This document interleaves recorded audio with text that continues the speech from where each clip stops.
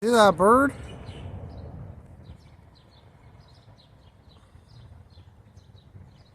And checking out what I've been doing. Looks like that bird has been eating stuff. It's a robin.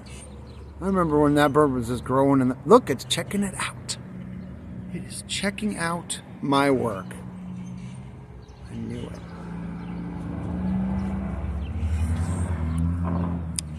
Just wondering what's going on over here. Yeah, that's just what it did yesterday. Yeah, I knew it. I knew you're curious about what I'm doing. Look at him. Checking it out. Checking out what's going on. There we go. There we go. Yep. Bam. Just checking things out, you know.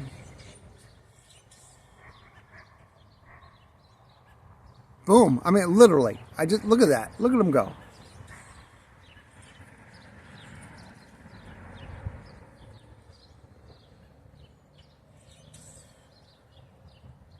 You grew a little bit since the other day.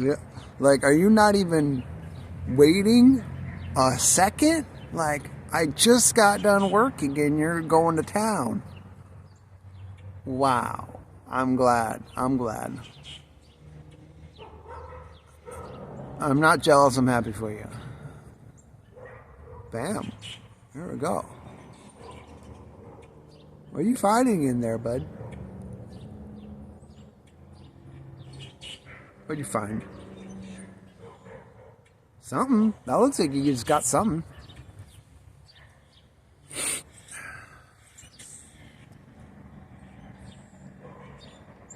Yep. Keep going. Don't mind me. You're fine. You're fine. Get no hassle from me.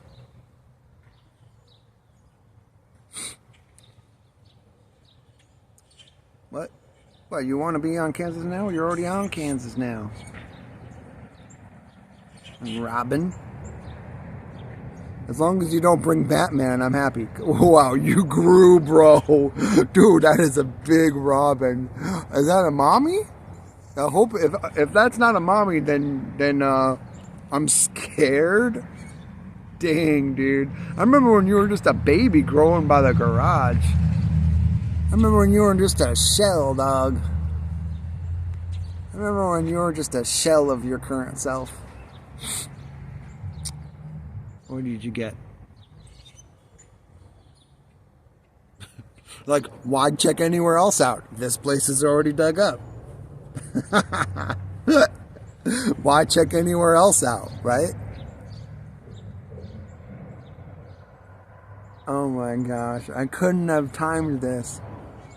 That is so funny. Oh, dude, I think you're literally getting bigger before my eyes. This is not AI. This is a real life bird. Oh my gosh. You're getting big. Look at that. I'm not mad. Get big, bro. Or ma'am, I'm not sure. Damn. Damn, going for it. Going for it. Going for it. Going for it. Going for it. Going for it. Going for it. Going for it. Going for it. Oh! Oh, jeez. Okay. Well, somebody just got a friend there. Or maybe they battled for territory. Well, I didn't get a ton done. But I got some work done. And I'm starting to now more clearly have a vision of what I'm going to do back here.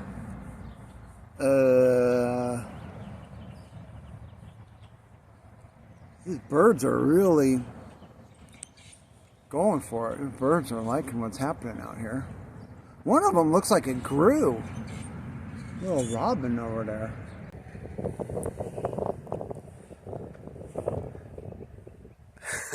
This is Tyler Stansfield Jaggers at Kansas now. I am in Topeka, Kansas, like I normally am, and This is another great episode of Kansas Now. And to be honest, I'm a little bit tired from prepping my micro farm.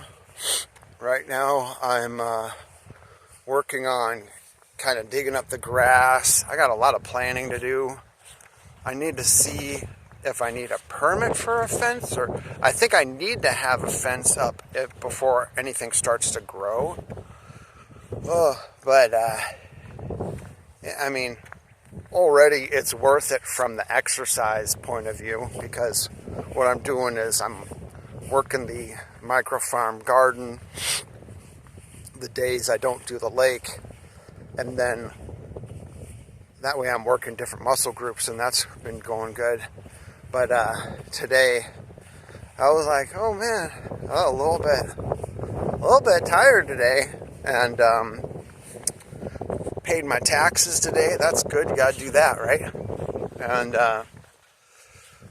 oh man, I did some checking on those numbers like I promised I would, and the cost for just a stall in the Topeka Farmers Market as of 2023, I don't know if it didn't update their numbers, but as of 2023, the prices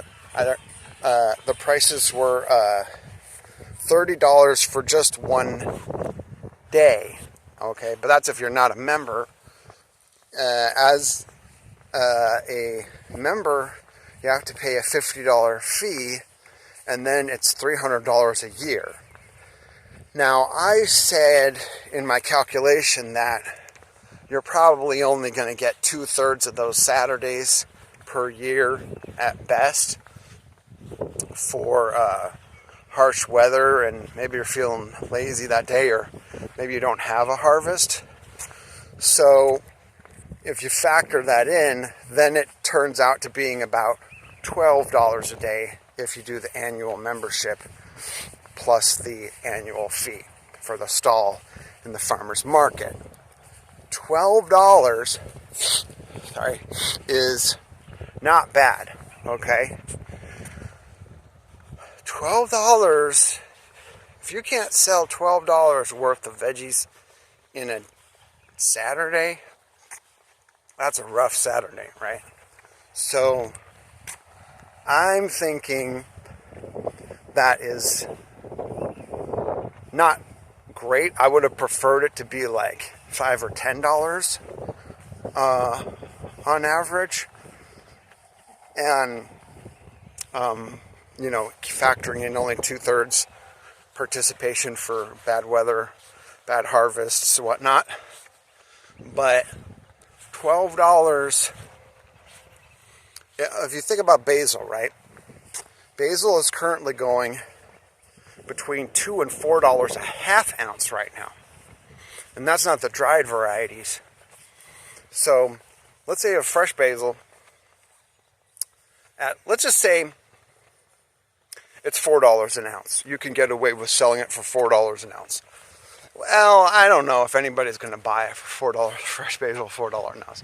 Let's say it's $3.50, okay? $3.50 an ounce. Let's round it down. Let's say $3 an ounce. I think at that price point, people might buy it. And then you can always raise your prices if it's going quick. Dried basil goes for more because the water weight's gone, okay? So you can make a lot of money on dried basil, but it's more labor intensive, that kind of stuff. So let's say you have $3 an ounce. That means to get your $12, you have to sell 4 basils, clamshells, but got to factor in the cost of your clamshells. So I would say you would have to sell 6 basil clamshells on per Saturday.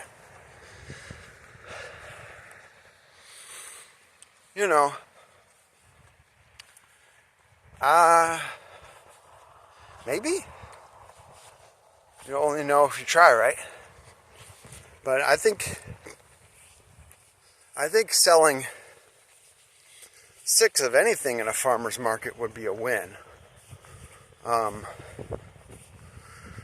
There's also, I was thinking of secondary uses for basil, such as drying. Because if you sell it dried, then now you,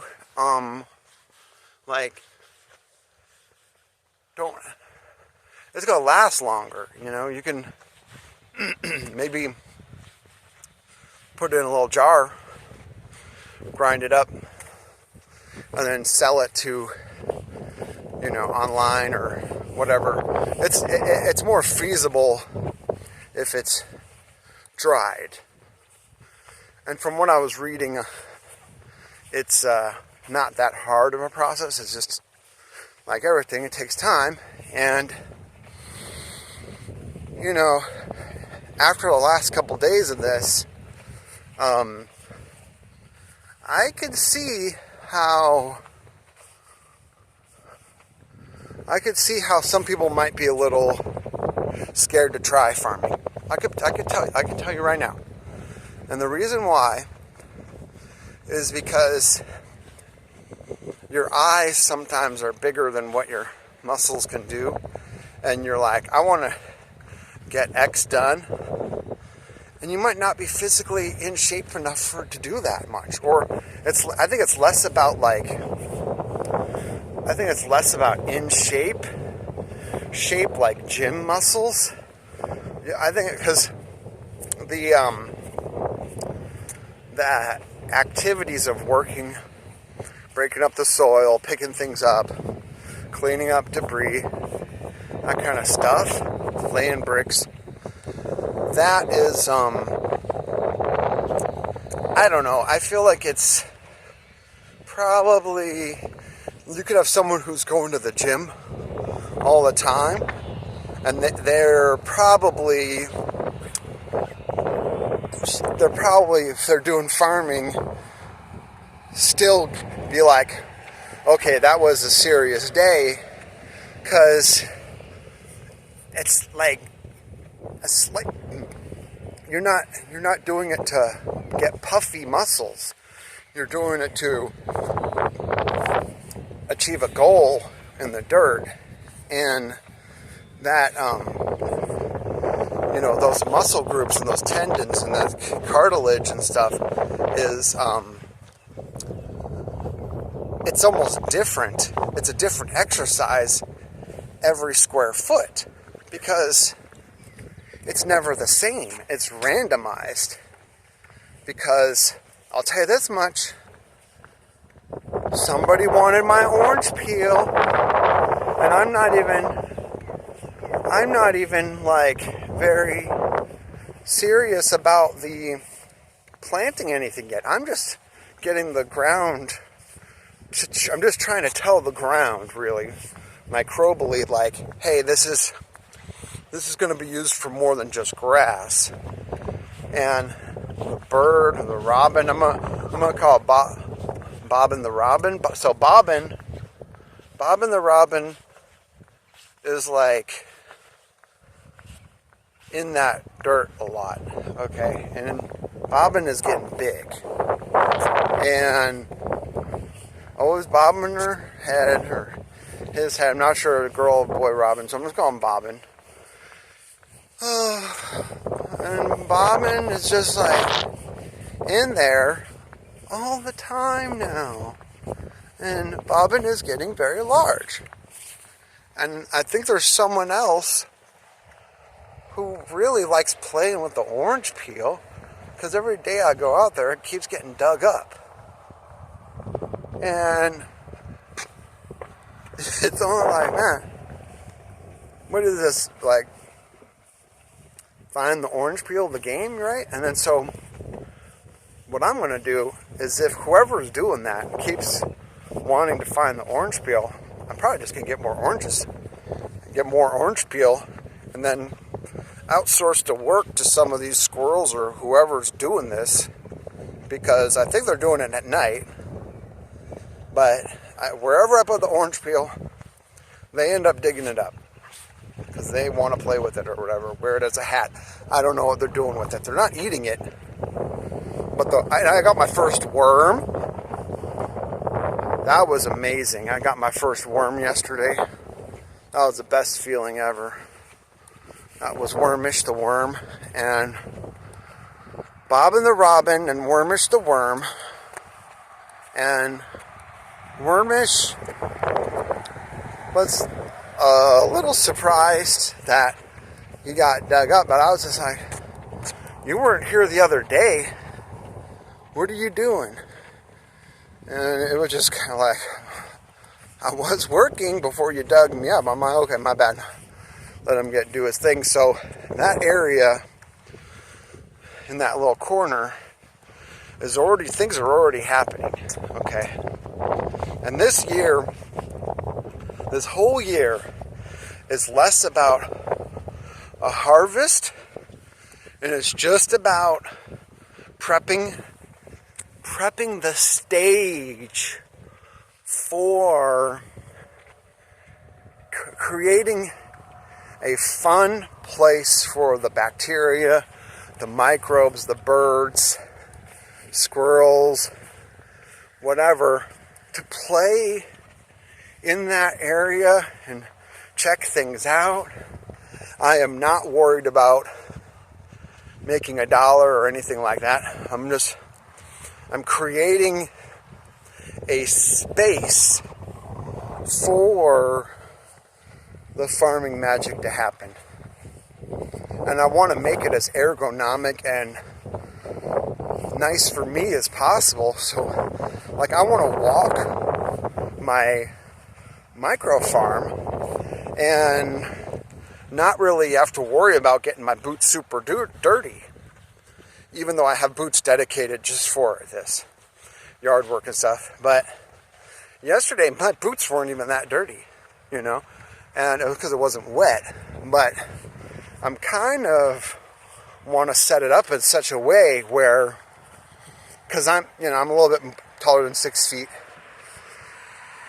and I'm thinking like there might be a way for me to set it up where it's like mini plots, okay?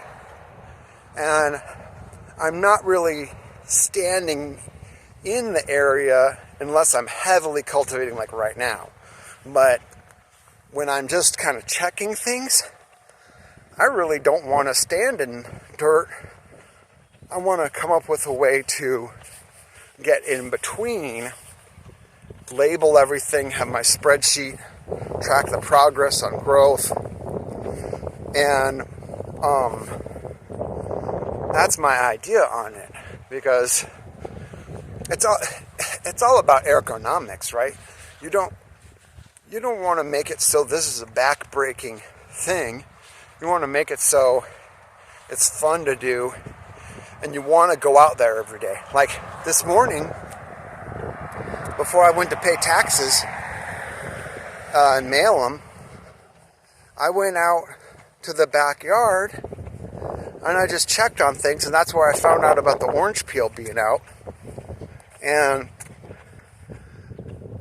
I wasn't gonna do anything back there. I just wanted to check it out, It's like a fun thing. It's fun. It's kind of like when you have a load of laundry going when you're prepping your pasta sauce, right? That's just a huge win. You have something cooking in the background, and then another process is doing its thing. You really only had to set the stage for the washing machine to do its work. Remember, we put a soap in there, detergent, some bleach. Then you say just go, right? Doesn't really take a whole lot to get it going. So that's kind of what I'm shooting for. I like things where I do stuff. I'm creating an environment for things to happen, and then it kind of just progresses naturally through its process. That is,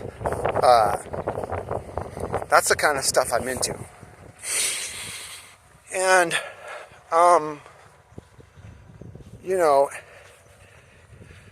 feels pretty good. And today I'm,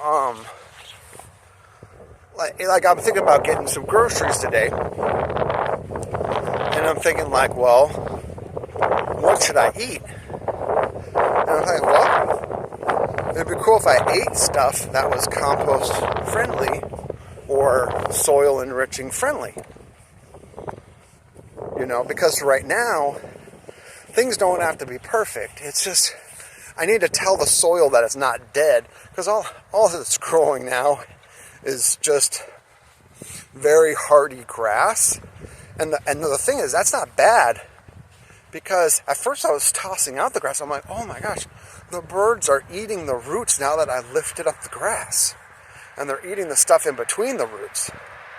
So I'm not really tossing out the grass now because the birds can eat that. And then the extra kind of like moisture of where I'm putting it is going to make it so when I cultivate that spot, there might already be some worm action or some ant action. And the thing is, I think I had a mouse that was visiting my house. I don't think it's visiting anymore. Why would it? It's probably checking out. I bet you that mouse is the one that keeps wanting to play with the orange peel. Bet you anything.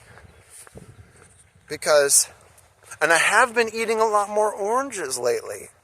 So that's probably something might have liked the smell of the orange. So the mouse came into my house, found a hole somewhere. But then I moved. I got rid of, took out the trash, all that stuff. Didn't have any orange smell really. And then so now the orange is out. Orange smell is probably stronger outside because it's in the little dirt, compost. And so that would be really cool if like critters are attracted to the garden. And then they're coming, like, they're like, why would I want to go in the house? Like, all we're going to do is get our ass kicked, It's like, you go in the house and then you get a whooping, but if you play outside, you're fine, So that's probably what they're thinking. So that's cool. So, works out good. And then, I'm not doing any kind of traps or anything. Garden, no. If a critter really wants something to eat, critter gets to eat it. I'm not worried about it. That's not what this micro farm is about. It's about fun. And, as you could tell in some of my videos, I am not a tiny guy. And I've eaten a thing or two in my life. And then so now I feel like it's time for me to farm and give back a little bit and make sure to get a little bit of coinage if people buy my stuff. I didn't even realize that I already have customers on queue who are interested in my radish related products. Like I have people that want to be customers for my pickled radish and stuff, and I just made that for fun. I never thought about making pickled radish, but if I could find a way to make it so my whole house doesn't smell like pickled radish every day, I'd be down to see who wants that, or if my buddy still wants some, because he said he was willing to pay. And okay, here's my thoughts on this. I like haggling for things, but in our economy, a lot of the prices are like non-negotiable, and that's not fun. Like, what's the point of putting all those points into charisma, speech, and barter skill if you're not allowed to haggle the price. I put a lot of points into speech, barter, and charisma. And I put a lot of points into intelligence too. And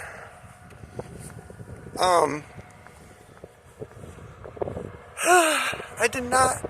I don't like how we don't get to haggle, and it's annoying. So with Bottlecap Farms, you get to haggle. You're encouraged to haggle. You're encouraged to get a better deal.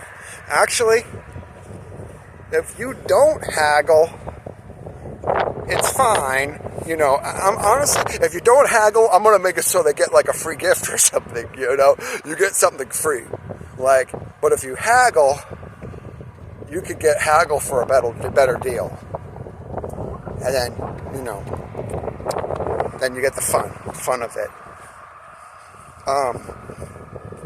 That'd be really cool. But you don't haggle, maybe, you know, get a little extra or something, and that's fine.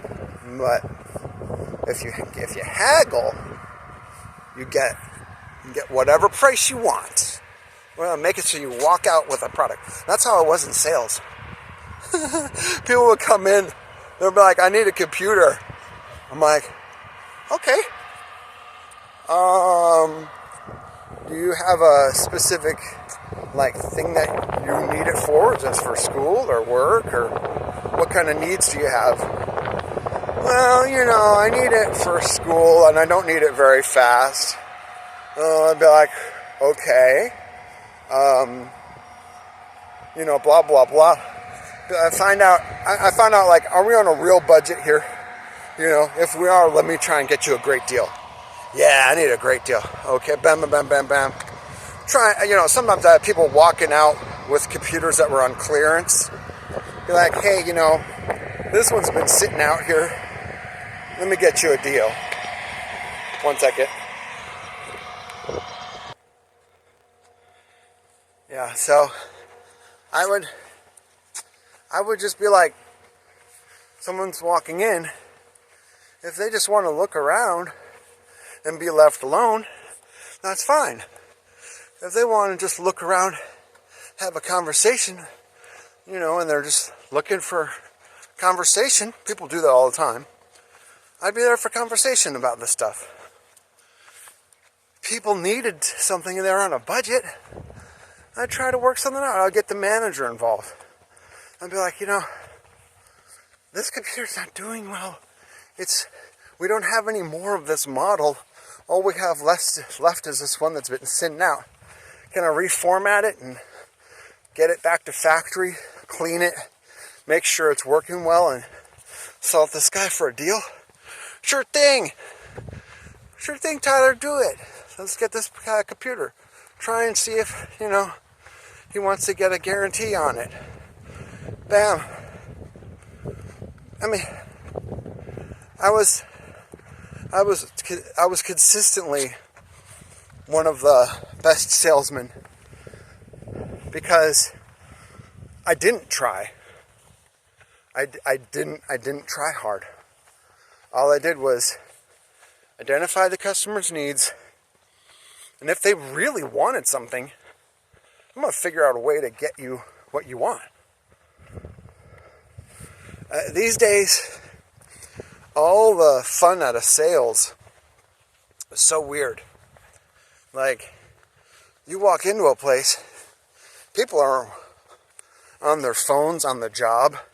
They're not looking for conversation. They're not looking to... Let me tell you something. If you're in sales and you're a young person or middle-aged person or old person, your shift will go by so fast if, like, mentally, it'll feel like it went by so fast if, you know, you kind of like chum with the customers and discuss things and try and make a sale, but without hard selling, or by just, you're just kind of like showing what you got. And because after a conversation with a customer, people in that store are going to see you talking to a customer, and they're going to be like, oh, that guy knows what he's talking about. Can I be next to talk to that guy? That girl knows what she's talking about. Can I be next to talk to that girl? That's how people think. That's how people work. They think, oh, but you're having a conversation. Are you using non-nasty gestures? Like, are you like a gesture with your hand? Like, oh yeah, this thing. There's like, if you kind of like show with your hand in an opened hand that's not clenched fist, or you're not pointy. You don't want to be pointy. You want to point in sales. You want to an open hand means non-violent. Open hand means non-accusatory. I'm just gesturing. This is this. It's a very open gesture. In most cultures, an open hand pointing to something is traditionally, consistently, more often than not, non-offensive. And then they get the idea. Okay? People will see those gestures from far away. And they could be like, oh, well, this person is providing customer service. Can I be next to talk to that salesperson? But the younger generations, not all of them get that. And then so they're on their phones. If they can be on their phone, they'll be on their phone. Okay? They have these mobile devices to look things up.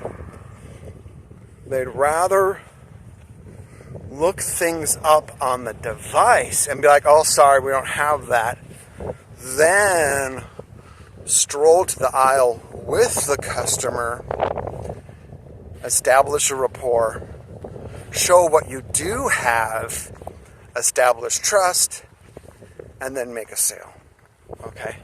That's how you make money, people, when you're working with people, is be sincere, don't be fake, and just show what you're about. And so that's what I'm going to be like at the farmer's market.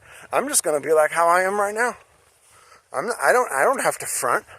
I don't have to be like, come one, come all, everyone, get your basil now. You know, people can see through that crap miles away. No, be like, how's it going? And it's like, I like people too. I like to talk to people. And so, like, how are you doing? I think I'm gonna make enough to cover my stall faster than I might think. Yeah. I think this might work out. So,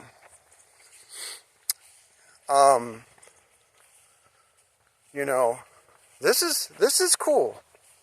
This is really cool. This is a special town. And I personally think all the people that have bad feelings about Topeka, that, people say, oh, I don't like Topeka, I don't like this.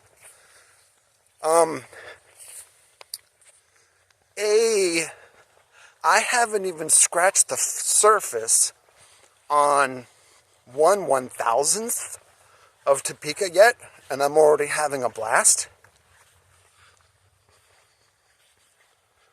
I mean, what's that? So, like, I don't get it, What? My house is not small. It's not a small house, but it's not a big one either. I mean, I'm in original town, okay? So I'm in kind of the more rough part of town, but it's getting better. And I really like my part of town. And there are properties, if you are willing to work on a home, you don't have to get a lot as large as mine. You could get one that's half my size and still have enough room for a micro farm or a micro garden or whatever it is you're doing. I mean, I don't get why people would rent in Topeka at all. I would just buy a house. That's cheap. Fix it up. Now I guess you got to rent to save up first, but I don't see why anybody would not like living here. I don't get it. I really don't. I think that maybe they're not talking to their neighbors.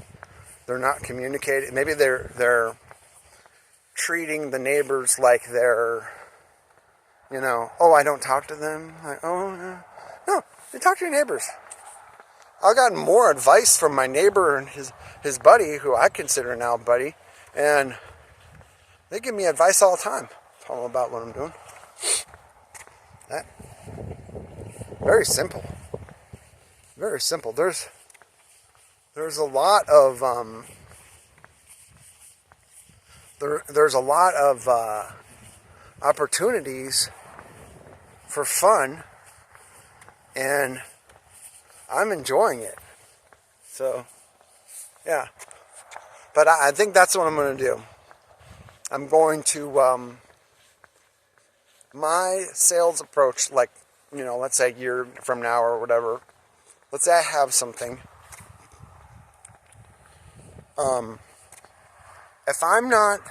If there's no customers around, I'm not going to be on my phone. That's the rule. You're on your phone, you're dumb. Telling you. What does the phone mean? It means I'm busy.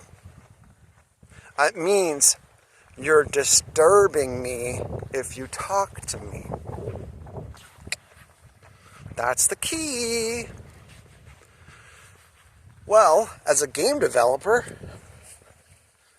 I don't need to be on my phone. I can use pen and paper and just work on art for my games and plan things out, whatever, in between customers. And people would much rather approach someone who's doing art or taking notes or with a pen and paper than someone who's on their phone. I guarantee you that's the way. People that are sitting on their phone looking bored, I'm not gonna do that. I'm gonna be in the farmer's market, and if there's no customers and it's boring, I'm gonna just work on art. If it's busy, focusing on customers. And if I'm bored working on art, I'll just be planning on organizing my stuff, cleaning the zone, whatever. Super simple. So I think I got a good plan here. And yeah, this is Tyler Stansfield Jaggers. Thanks for watching Kansas Now. And if you're not already a subscriber to Overidon TV on YouTube, please hit the like and subscribe. And if you want, and if you really want to know when a video comes out, you just click on the bell next to the subscribe, and then that will give you a little notification. Okay? So, thanks so much for visiting and watching. And you're always welcome back here on Overidon TV, Kansas Now.